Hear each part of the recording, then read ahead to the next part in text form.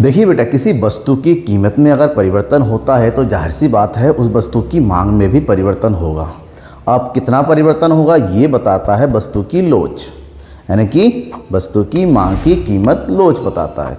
और लोच का फार्मूला हमने लास्ट क्लास में पढ़ लिया, लोच की विभिन्न श्रेणियों के बारे में पढ़ लिया। लेकिन अब हमें ये पता करना है ये जो लोच है, मांग की कीमत लोच है, आखिर इसकी कैलकुलेशन कैसे होती है, हम कैसे पता करेंगे कितना लोच हो रहा है, कितना लोच आया, कितने % का परिवर्तन हुआ, ये किस तरह से पता चलेगा कि लोच इकाई से ज़्यादा है या इकाई से कम है, यहाँ पर बहुत अधिक परिवर्तन हो गया या बहुत कम परिवर्तन हुआ, कैसे पता चलेगा? तो वो पता चलेगा जब हम मांग की लोच की विभिन्न गणना विधियों के बारे में पढ़ेंगे। मांग की लोच की गणना करने के लिए कई सारी विधियाँ ईजाद की गई हैं, कई सारे तरीके हैं, उन तरीकों के बारे में हमें पढ़ना होगा ताकि मांग की लोच को हम इजीली कैलकुलेट कर सकें।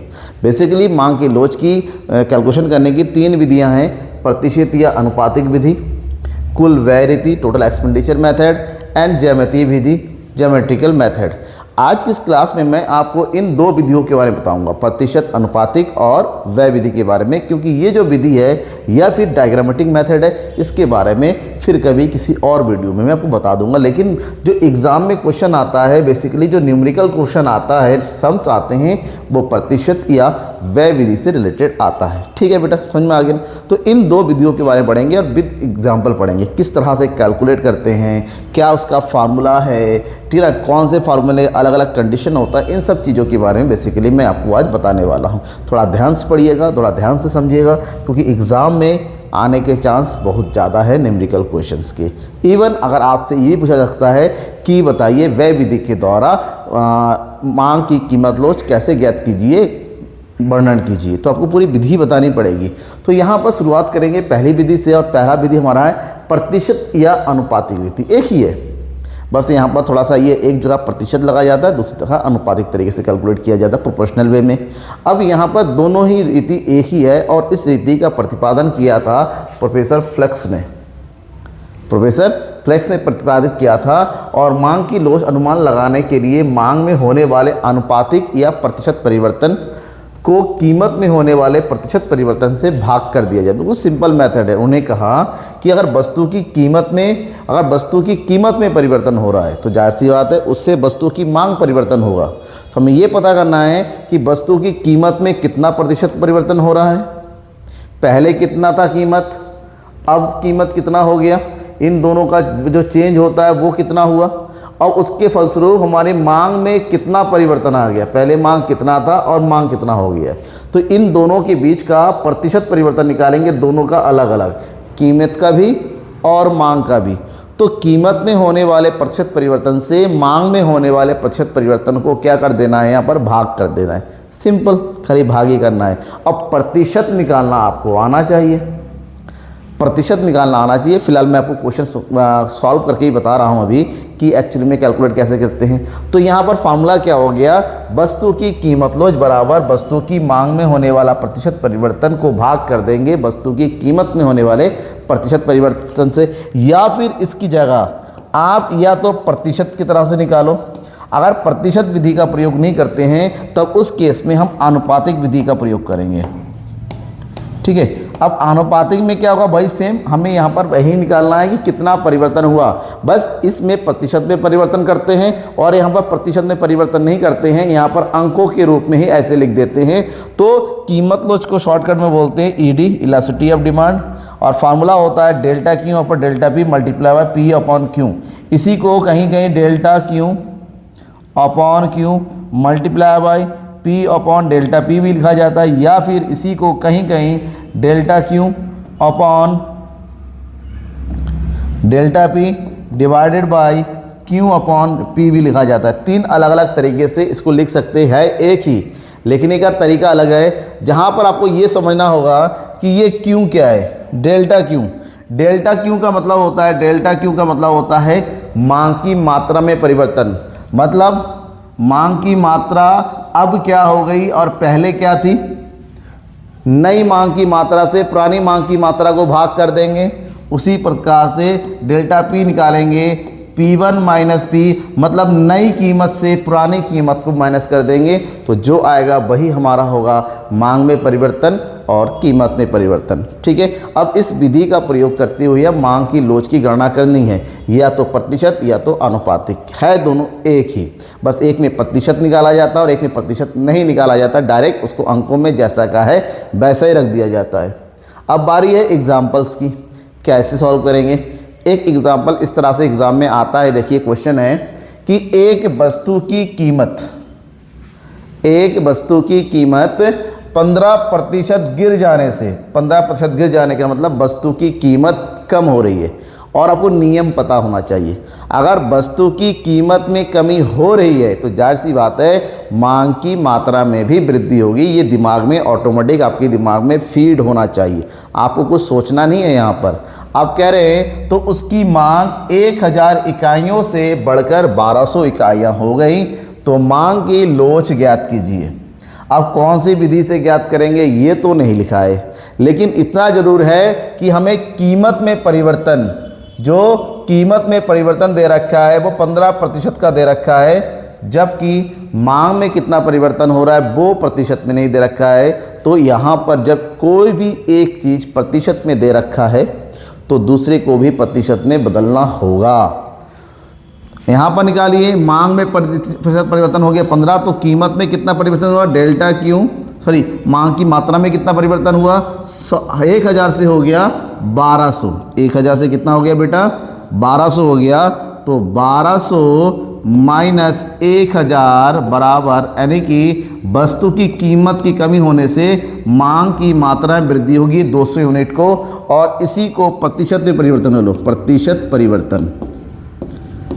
तो प्रतिशत परिवर्तन बराबर क्या होता है, जो भी परिवर्तन हो रहा है, फार्मूला बता देता, परिवर्तन मल्टीप्लाई बाय 100 डिवाइडेड बाय मूल मात्रा या मूल कीमत जो भी हो दे रखा है।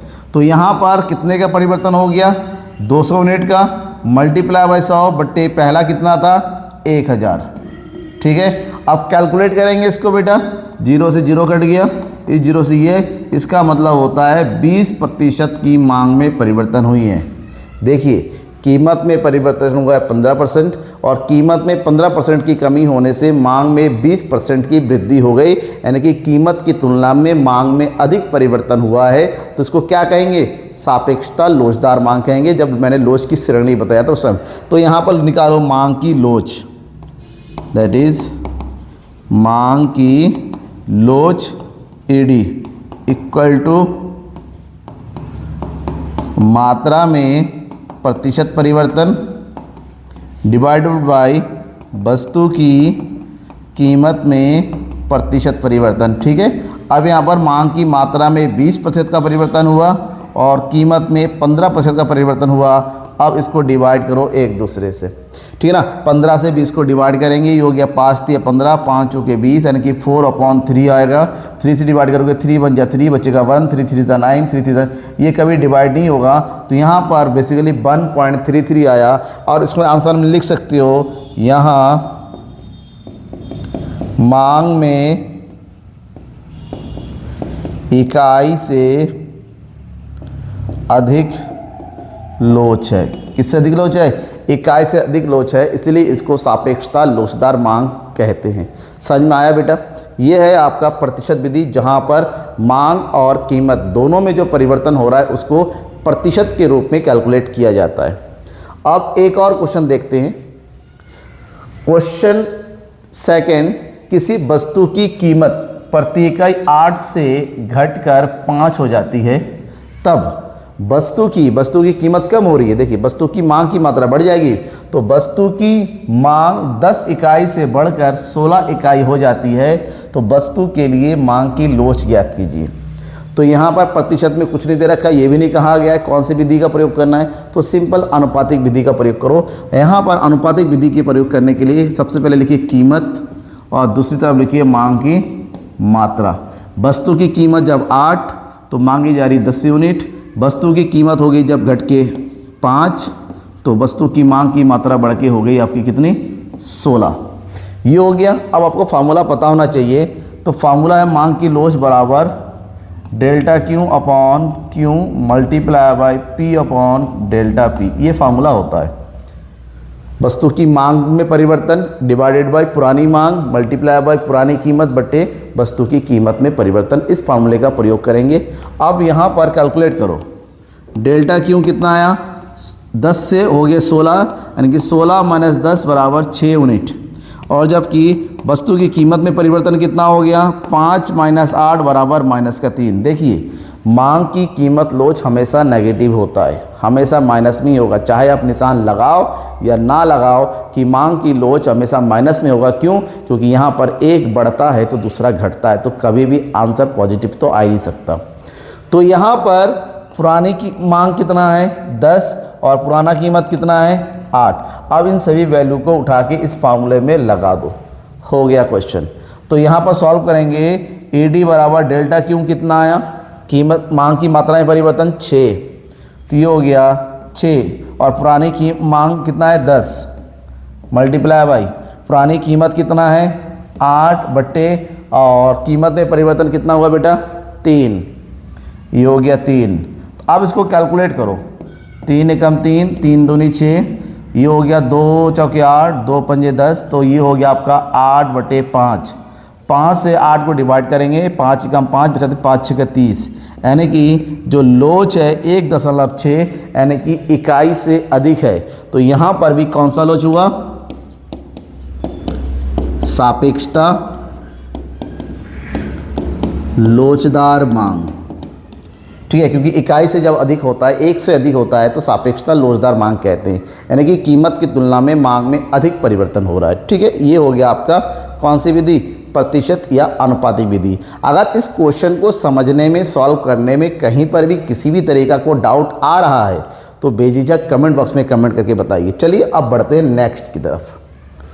ठीक है, नेक्स्ट कौन सा मेथड है, दैट इज कुल व्यय विधि, यानी कि टोटल एक्सपेंडिचर मेथड। और इस मेथड को प्रतिपादन किया था प्रोफेसर मार्शल साहब ने। देखिए उन्होंने कहा कि जब वस्तु की कीमत है और मांग की मात्रा है, जाहिर सी बात है उसी अनुसार एक उपभोक्ता खर्च करता है। खर्च करना यानी कि व्यय करना। तो उपभोक्ता वस्तु की कीमत के आधार पर कितनी मात्रा खरीदता है, इन दोनों को मल्टीप्लाई कर देंगे तो उसने कितना व्यय किया ये पता चल जाता है।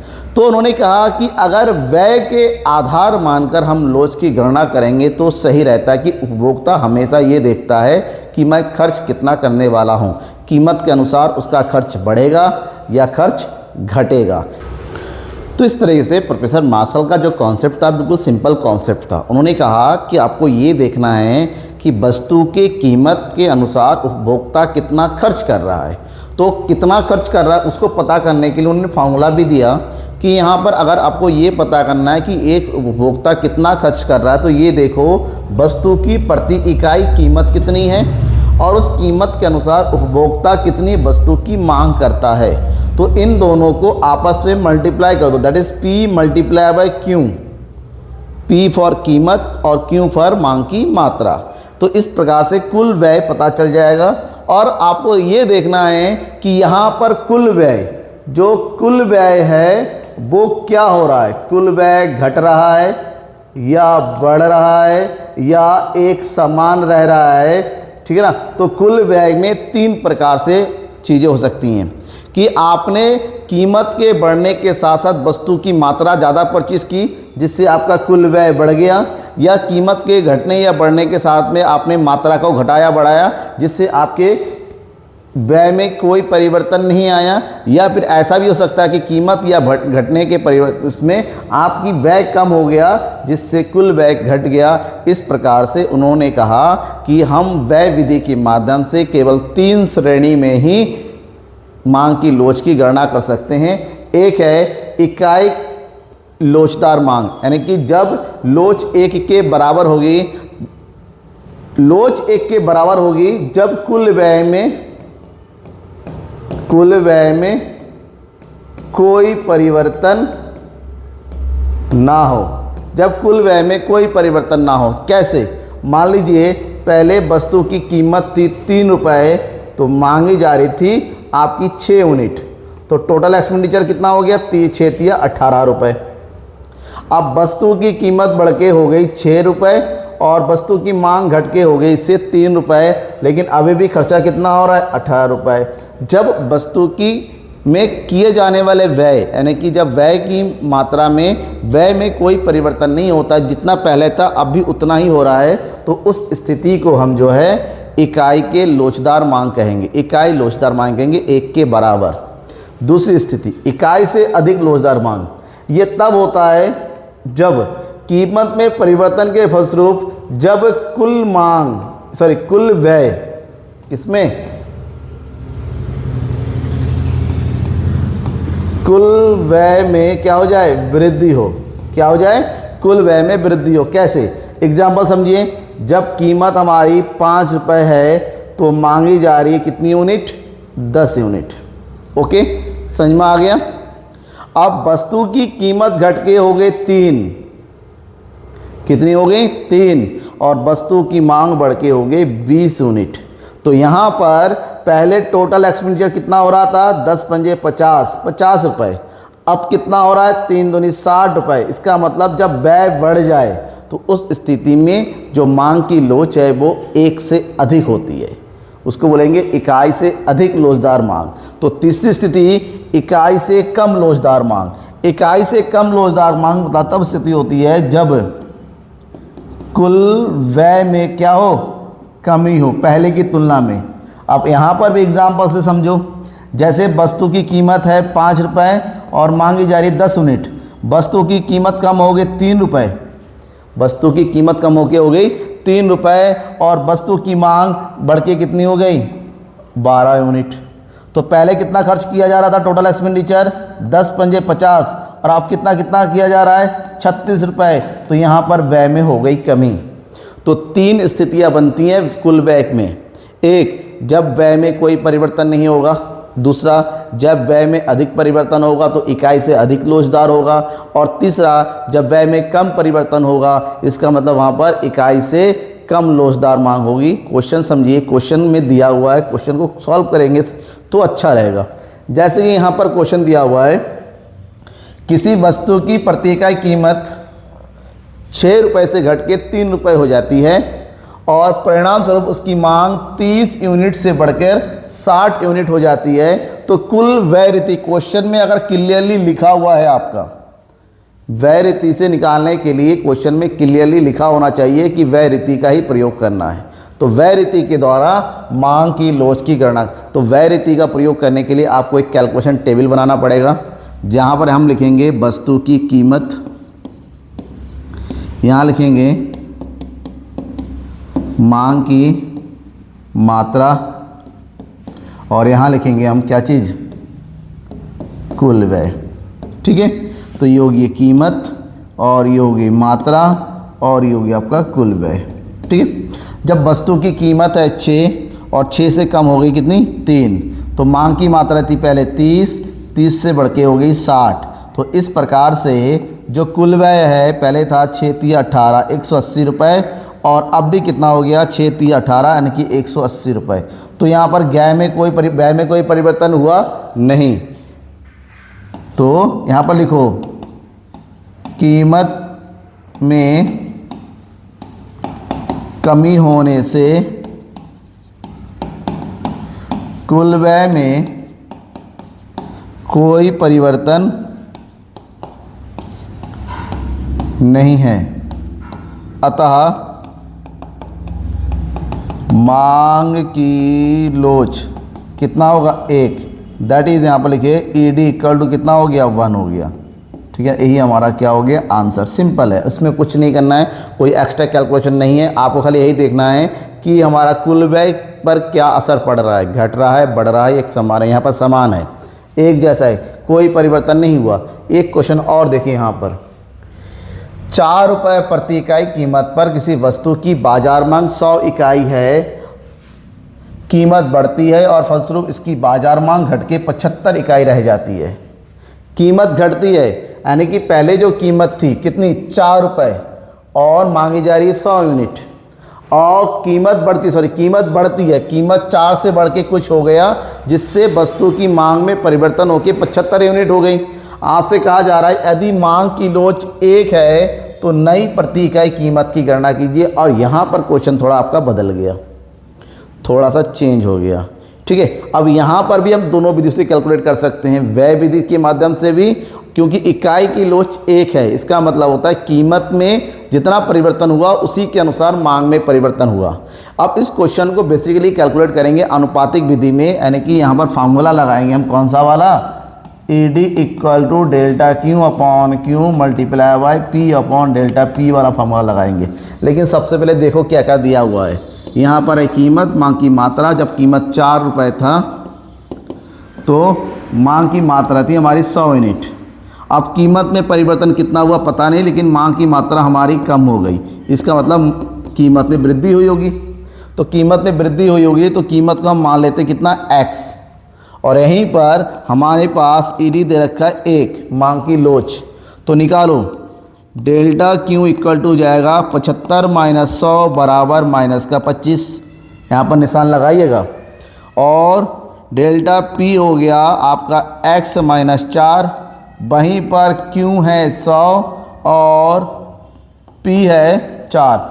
अब हमें ये सभी वैल्यू को उठा के इस फार्मूले में रखना है। एक चीज़ ध्यान रखेंगे कि आपसे कहा जाए या ना कहा जाए, आपसे कहा जाए या ना कहा जाए कि आपका जो लोच होता है, यानी कि जो ED होता है, जो बंद दे रखा है, वो हमेशा नेगेटिव ही होता है, क्योंकि मांग की लोच जैसे कि मैंने पहले ही बता रखा था हमेशा माइनस में आता है। तो वैल्यू जब रखेंगे ध्यान में रखिएगा, यहाँ पर 1 नहीं लिखेंगे, माइनस का 1 लिखेंगे। और ये डेल्टा क्यों कितना आया, माइनस का 25 आ गया, क्यों कितना आ गया 100 मल्टीप्लाई बाय पी कितना है 4, और डेल्टा पी है आपका x माइनस 4। अब इसको सॉल्व करना है, सॉल्व करेंगे 25 से कम 25, 25 चौको 4, 4 एकम 4 ही हो गया। माइनस का 1 बराबर माइनस का 1, ये माइनस बचा इधर, बटे x माइनस 4, x माइनस 4 हो गया। अब ये उठा के यहाँ लेके आएंगे, माइनस का x, माइनस से माइनस का ये होगा प्लस का 4 बराबर माइनस का 1 हो गया। ये हो गया माइनस का x इक्वल टू -1 -4, ये हो गया माइनस का 5, ये हो गया माइनस का x, माइनस से माइनस कट गया, x बराबर 5। इसका मतलब होता है वस्तु की कीमत कितनी होगी, ₹5 होगी। ये हमारा आंसर है। जाहिर सी बात है, वस्तु की मांग की मात्रा में कमी होगी तो कीमत बढ़ेगी। बड़ी देख, कीमत पहले 4 थी, अब बढ़ के कितनी हो गई 5। इस तरह से क्वेश्चन को इजीली सॉल्व कर लिया जाता है। अगर आपको यहाँ तक किसी प्रकार का कोई डाउट है, बेझिझक अपने डाउट को पूछो, क्या डाउट है, कहाँ डाउट है, किस तरीके का है, और लाइक कर दो, शेयर कर दो। Thank you and bye.